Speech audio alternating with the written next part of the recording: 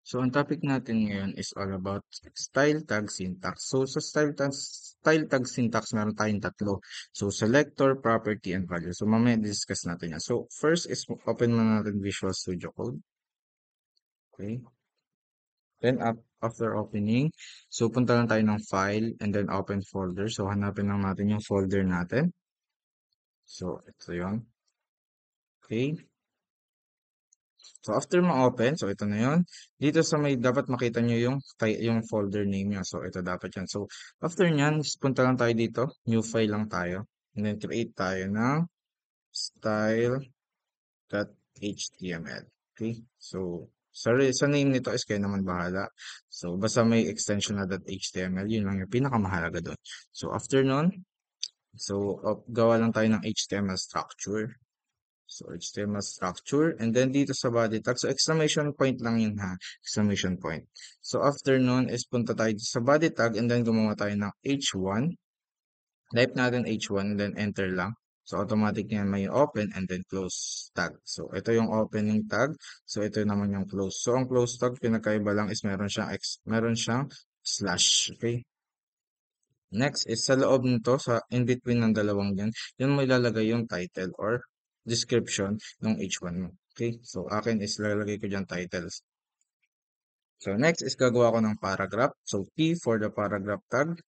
And then sa gitna is lagay ko lang paragraph 1. Okay? And then save lang natin. To save, go to file and then save. Okay? And then, puntahan mo na yung folder mo kung saan nakasave yun. So, halimbawa, nasa desktop and then FPT for grade 8. Tapos hanapin mo yung file name na nilagay mo. So, style.html yung akin. So, yan. Hanapin natin. So, pinulit natin yung Visual Studio Code. Palitin lang natin. So, para makita nyo yung pagbabago tuwing after nang mag-save tayo. So, okay. So, ito na yung title. Ito na din yung paragraph 1. So ngayon, gagamit na tayo ng style tag para magbago na yung itsura nito or mag-design na natin ito. So dito sa head tag, always remember yung style tag is nilalagay sa head tag. Okay, punta tayo dito. So, regardless kung nandito man yan sa taas, kung dito man yan gusto ilagay, or sa gitna nito, basta sa ilalim nito, so ang pinaka-importante is nasa loob siya ng head tag. Okay? So, gawin natin dito na lang sa ilalim. Okay? After nyan, enter lang natin yung in-between niya. And then, sa syntax, kagaya ng discussion kanina, meron tayong tatlo. The selector, property, and so, selector, and then, open close bracket, and then property. So, ito yung syntax ng HTML, ng style. So, okay. After property, colon lang, and then value. And closing or the semicolon. Okay. After nun, so discuss na natin isa-isa. So selector daw is, so basahin nyo na lang. O pinaka, ano lang yan, i-post nyo na lang para mabasa nyo. So pinaka definition lang yan is, ah, sineselect niya kung sino yung gusto mong designan. So halimbawa, ang gusto mong designan is the paragraph tag. So dito, papalitan mo yun ng P. Okay? So kung kunwari naman gusto mong designan sa H1, edi H1 to. Okay? So example yan. So, ngayon gagawin natin sa H1 yung designan natin. Okay? Next is the property. So, basahin nyo na lang ulit. So, ang sabi lang naman dito is ito yung characteristic ng sinelect mo. Kunwari, anong gusto mong mangyari dun sa sinelect mo? Halimbawa, property. Gusto mong palitan ng color. So, font color. So, type natin color. So, yun na yung magiging property mo. Okay? Next is the value. So, value, basahin nyo na lang ulit. Post nyo na lang. And then, value. Ito lang naman yung magiging value nitong nilagay mong property. So, ibig sabihin, kunwari, yung color mo, so magiging value mo is yung value ng color. So, ibig sabihin, red, kaya blue. So, yan yung magiging value. Okay? So, tandaan, meron tayong tatlong syntax. Si selector, si property, and then si value. So, save lang natin para makita natin kung anong nangyari. Save. Tapos tingnan natin. Ayun, nagbago na yung color nito. So, halimbawa naman, gawa tayo ng another example. So, gusto natin si paragraph tag naman yung magbago. So, kunwari, ito naman, gusto naman natin maging color red naman to. So, punta tayo dito. So, P naman, si selector, palitan lang natin to. Imbes na H1, gawin nating P. And then open close bracket. Okay? Then gusto natin siyang yung color niya is maging red naman. So, property is red. And then value niya is gawin nating red. Okay? And then save lang natin ulit. Okay? And then refresh nyo lang to. Okay? So, nakita nyo nagbago na. Okay? Ganun lang kasimple yung kung paano mag-design. So, discuss naman natin sa different property and value. So, gawin natin yung font size. So, kunwari gusto mong palitan ng font size nito, gusto mong sobrang laki.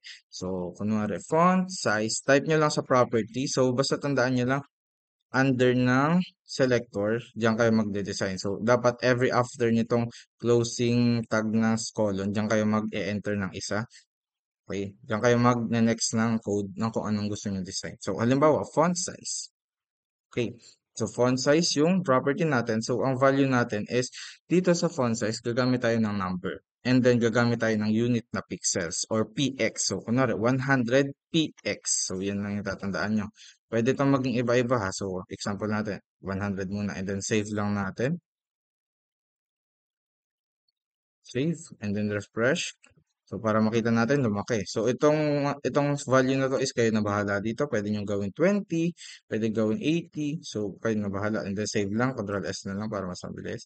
Okay, ayan. Okay, ayan. Na-discuss na natin yung font size.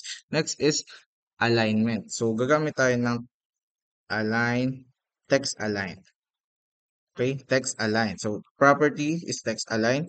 And then, yung text align is kung gusto natin pagitnain pa-left. So, kung gusto natin yung title natin is nasa gitna. So, gagamit tayo ng text align. So, dito after ng text align, so pili na lang tayo dito. Pwede nasa left, pwedeng right. Kunwari right, so save natin. So, ayun na yung title natin. Kunwari gusto naman natin center. So, and then save lang. So, makikita natin nasa center na siya. Okay? Next is, kung gusto nyo naman bold yung naka-bold yung title nyo or H1 nyo. So, gagamit lang tayo dito ng font weight. Okay? Font weight. Remember, yan yung pang-bold. So, dito naman, same lang sa value natin, pwede tayong gumamit ng number. Halimbawa, 1,000. So, save lang natin. Okay? So, dito, no need na ilagay yung pixels or unit. So, lagay nyo lang number sa value niya. Okay? Okay, ito naman, nag-bold na siya. And then, kunwari, bawasan natin, gawin natin 50 lang. And then, save. Ayun, mas hindi siya bold. So, pwede nyo din gamitin. Bukod sa number, pwede din kayo gumamit ito ng word na bold. Okay? So, kagandahan lang kapag number yung nilagay nyo is makokontrol nyo yung thickness ng title nyo. Okay? So, yun lang naman. Ganun naman kasimple yung discussion natin. Thank you.